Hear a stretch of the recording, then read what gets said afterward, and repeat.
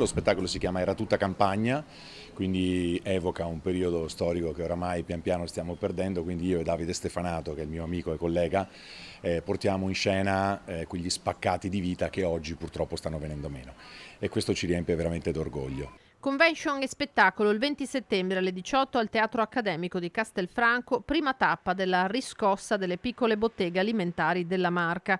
Botteghe in vetrina al via, una conversazione condita da una commedia dolce amara che mette al centro il Veneto e invita la politica a interrogarsi sul futuro che vuole dare a questo settore e al territorio. In realtà sono più storie che vanno a conglobarsi in questo spettacolo. Vi faccio una confidenza, Armido Scomparin, questo bambino che sogna di poter aprire un giorno la sua attività, è mio nonno, nel senso che mio nonno è stato il famoso caso In di Dosson.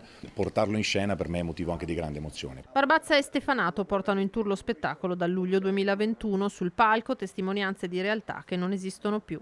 Nonostante oggi ci troviamo in una situazione di grande frenesia, secondo me soffermarsi un attimo e pensare da dove siamo partiti credo che sia importante. Amiamo raccontare storie, ci definiamo dei narratori e quindi finché potremo andremo in giro per i teatri e per le piazze del nostro amato territorio a raccontare, ripeto, insisto, uno spaccato di vita che oggi purtroppo sta venendo meno. Ma nella Marca l'attore trevigiano sta lavorando per portare anche una fiction ambientata in gran parte proprio in una piccola bottega di alimentari. Racconta i fatti di un giornalista di cronaca nera, ex poliziotto, e del fratello che porta avanti appunto la bottega del caso In di famiglia, e quindi si vanno a risolvere i casi di cronaca che avvengono sul nostro territorio.